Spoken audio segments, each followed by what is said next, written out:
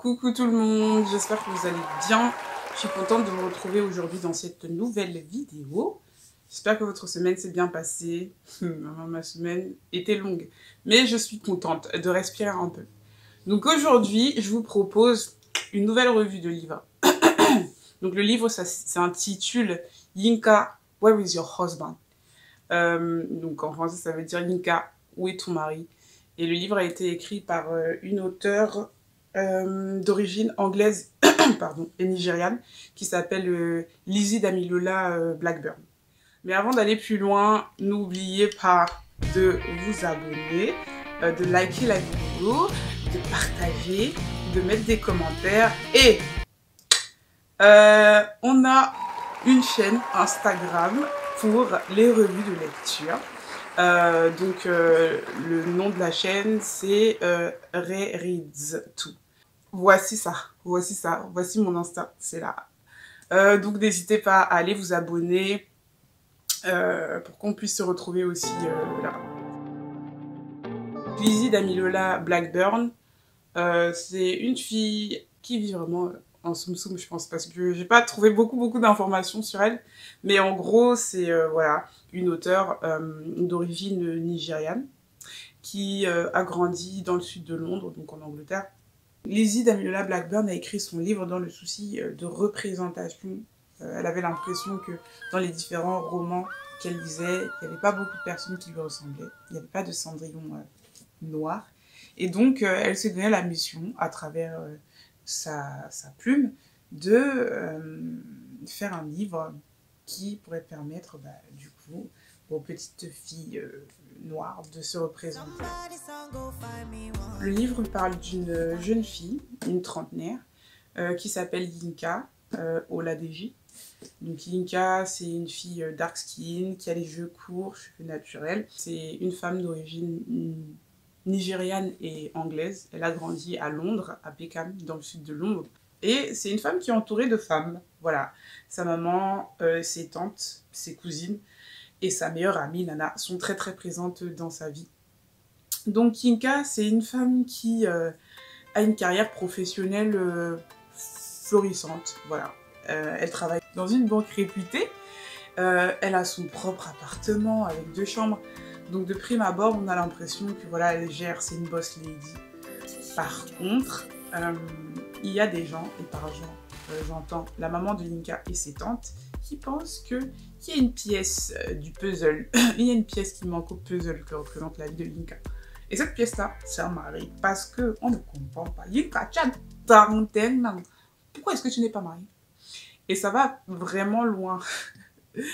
Yinka raconte par exemple qu'une fois, elles étaient allées à un mariage, tu vois, il y avait toutes ses tantes. Et au moment du lancer de bouquet, il y a une autre dame qui a attrapé le bouquet. Donc l'une de ses tantes est allée fighter la dame pour récupérer le bouquet de fleurs et le donner à Yinka pour dire que maman, hey, c'est toi qui te maries la prochaine fois. Donc voilà, il y a plein de situations embarrassantes comme ça dans lesquelles Yinka s'est retrouvée parce que voilà, elle a 30 ans, elle est célibataire. À un moment, il y a la cousine de Yinka, donc Rachel, qui est venue avec la bague en diamant pour annoncer à tout le monde qu'elle allait se marier dans 6 mois. Donc Yinka s'est dit, maman, tout le monde se marie, je ne peux pas arriver au mariage la seule. Donc au mariage de Rachel, en fait, il faut que j'ai un compagnon. Elle s'est lancée dans une opération, trouver un compagnon en 6 mois pour venir au mariage de Rachel accompagnée. Parce qu'il y en a marre d'être célibataire, il y en a marre d'être toujours le centre de l'attention, de se prendre des tartes de la part des tantes et tout, parce que je suis célibataire, no way. Donc elle a commencé à ficeler un plan. Maman a commencé à écrire sur le tableau quels sont ses différents objectifs, quelles sont les différentes actions à mener, quels sont les différentes deadlines, quels sont les différents indicateurs qui vont lui permettre de savoir qu'elle avance dans son plan de recherche d'un mari. Donc la go a pris le truc très au sérieux. Sauf qu'à un moment, Yinka a perdu son travail. Voilà, il y avait des problèmes sur le plan économique dans l'entreprise dans laquelle elle travaillait et on a dû diminuer les effectifs et elle a fait partie des gens qui ont été renvoyés. Donc elle a été renvoyée, elle se retrouve là, comme ça, sans emploi, sans mari. Et bah, elle a décidé de se concentrer un peu plus sur sa vie personnelle. Derrière, elle cherchait un travail aussi, toujours dans le secteur de la banque. Mais ça lui a permis de se focaliser un peu sur voilà, sa mission de se trouver quelqu'un. À un moment donné, ses tantes et sa mère lui ont proposé un gars de l'église qui s'appelle Alex. Et on lui a dit, voilà, on a Alex, voilà, il a l'air d'être un bon gars. C'est le locataire de l'une des tantes de Yinka. Donc voilà, les tantes sont là en mode, tu ferais bien de le rencontrer, hein, parce que le temps avance et tu ne rajeunis pas. Donc c'est avec beaucoup de scepticisme que Yinka va accepter de rencontrer Alex. Donc elle est allée à l'église rencontrer Alex. Et elle voit Alex et s'est dit ok. Alex, il n'est pas comme ce que je pensais. Je pensais que ça allait être un nerd. À lunettes, tout, mais non. Alex, il est propre sur lui. Alex, il va à la salle de sport. Alex est beau. Alex est grand. Alex est web designer. He has a job. Alex donnait l'impression d'être le package parfait. Donc elle commence à discuter avec Alex, le courant passait. Chaque fois qu'elle voit sa sœur et qu'elle voit ses cousines, ses sœurs, elle est en mode oui Alex, voilà, ça avance, on se suit sur Instagram. Donc voilà, elle s'est lancée en mode séduction. L'opportunité était là mon frère, il fallait qu'elle soit à la hauteur. Donc malheureusement elle a commencé à complètement changer la personne qu'elle était. De base, elle a les cheveux naturels, elle a décidé voilà, de mettre des greffes, elle a décidé de changer la manière dont elle s'habillait, elle a décidé de commencer à apprendre sa langue maternelle, donc le Yoruba, pour pouvoir impressionner Alex. Donc en fait, elle est devenue complètement une autre personne parce que voilà, il fallait mettre le paquet. Parce que Alex, en fait, c'était l'homme de sa vie. Donc tout ça sous le regard accusateur de sa meilleure amie Nana qui lui dit ben, en fait il y a un problème, je te vois, tu es complètement en train de changer, de devenir une autre personne pour pouvoir plaire à un garçon. Non. Mais Yinka ne gérait pas ça, elle avait son objectif et il fallait qu'elle atteigne. Donc malheureusement à un moment Alex lui a dit Yinka, tu sais quoi, je pense que je suis prêt à ouvrir mon cœur à une femme. Une femme qui est présente, qui est pas très loin de moi. Et Yinka était là en mode oui, dis-moi tout, je suis prête. Et il lui a dit bah en fait c'est ta meilleure amie Nana, voilà, elle me plaît. Et je sais pas trop comment faire, est-ce que tu peux lui donner ma carte de visite? Donc Yinka tombe des nues, elle est comme comment? Donc elle tombe des nues parce que voilà, son seul prospect en aime une autre. Et la friendzonée. Du coup, bah voilà, Yinka se retrouve là, célibataire, sans mari, sans prospect. Par la suite, elle va rencontrer son ex aussi qui va revenir. Et l'ex revient avec une go seigneur, sa fiancée qui est magnifique. Donc Yinka a la pression et elle se dit mais c'est pas possible, il faut que je fasse quelque chose. Il y a également l'un des anciens collègue de Yinka qui refait apparition dans sa vie. Donc c'est un collègue avec lequel elle avait travaillé pour des œuvres humanitaires et caritatives. Et voilà, son ancien collègue lui dit « Salut Yinka, ça fait longtemps, qu'est-ce que tu fais maintenant ?» Et Yinka lui dit « Je travaille en banque. » Il dit « Mais comment ça tu travailles en banque ?» À la fin de notre expérience humanitaire, tu me donnais l'impression que voilà, tout ce que tu voulais faire, c'était aider les gens, te lancer dans des œuvres caritatives. Est-ce que tu aimes vraiment travailler en banque? Elle dit, bah, c'est pas tant que j'aime travailler en banque, mais quand même, ça paye bien, quoi. Donc, il a un peu challengé sur le plan professionnel. Il a poussé à faire une introspection aussi sur la nouvelle direction qu'elle voulait donner à sa carrière. Est-ce qu'elle voulait choisir la sécurité, la sûreté, ou est-ce qu'elle voulait choisir sa passion? Donc bon, c'était assez intéressant. Bref, Yinka continue l'opération aux recherches de mari. Elle s'inscrit sur un site de rencontre. Elle rencontre un gars qui s'appelle Marcus, avec qui ça a l'air de passer jusqu'à ce que... Elle dise à Marcus que bah écoute Marcus, je t'aime bien mais je me préserve jusqu'au mariage. Marcus a aussi jeté d'une façon. Donc là voilà, elle se retrouve sans mari, elle se retrouve sans travail. Elle était au BDR, au bout du rouleau. Elle était au bout du rouleau. Au bout du rouleau. Ses relations avec sa maman étaient tendues. Ses relations avec ses amis étaient comme ça. Sa relation avec sa sœur était gâtée. Non pas gâtée, mais voilà, c'était pas la meilleure relation du monde, quoi. Et à un moment, sa meilleure amie lui dit « Yinka, il y a un souci en fait, je te reconnais pas, t'as changé, tu mens, tu fais des choses qui te ressemblent pas, il y a un souci. » Donc Yinka, de son côté, avait complètement perdu toute estime d'elle-même. Elle se dit « Mais en fait, je me fais jeter par tout le monde. Mon ex m'a abandonnée, maintenant il marche avec une Aphrodite qui est superbe.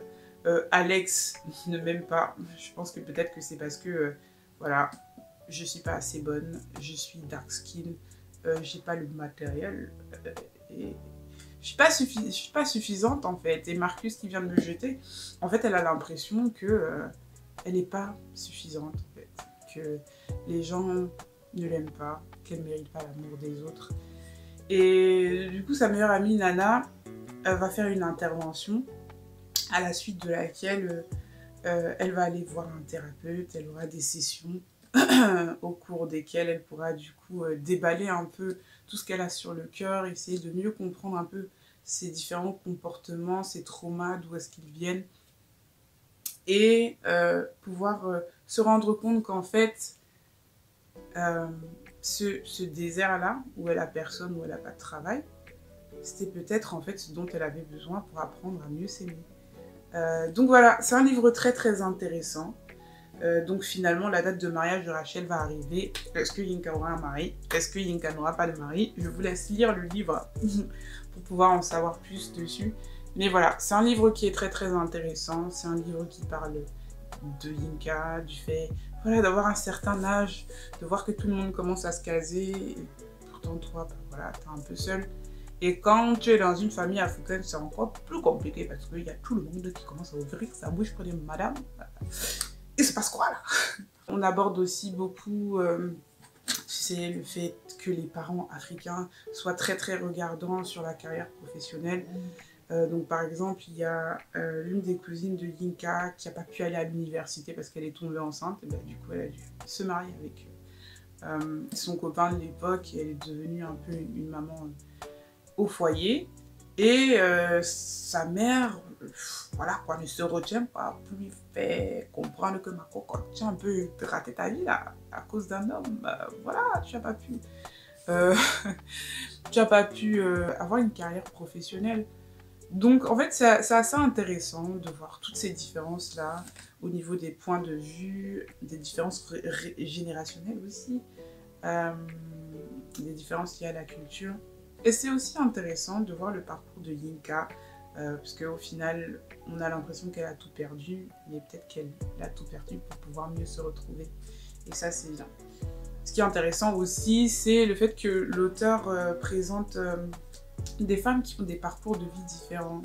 Donc autant tu as l'une des tantes de Yinka qui a décidé de se lancer corps et âme dans sa passion, au point où l'amour pour elle c'est devenu, ça a été relégué au second plan.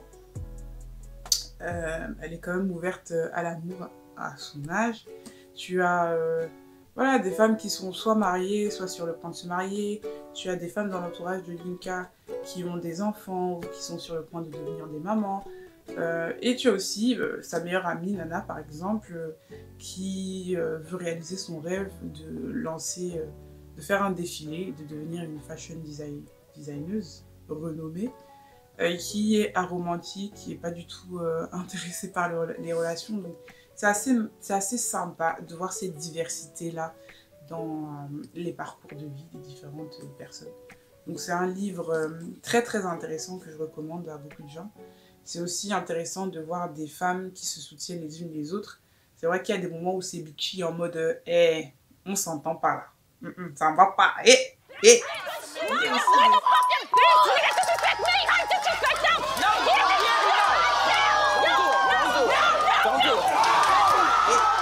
Il y a aussi des fois où elles se soutiennent et se serrent les coudes.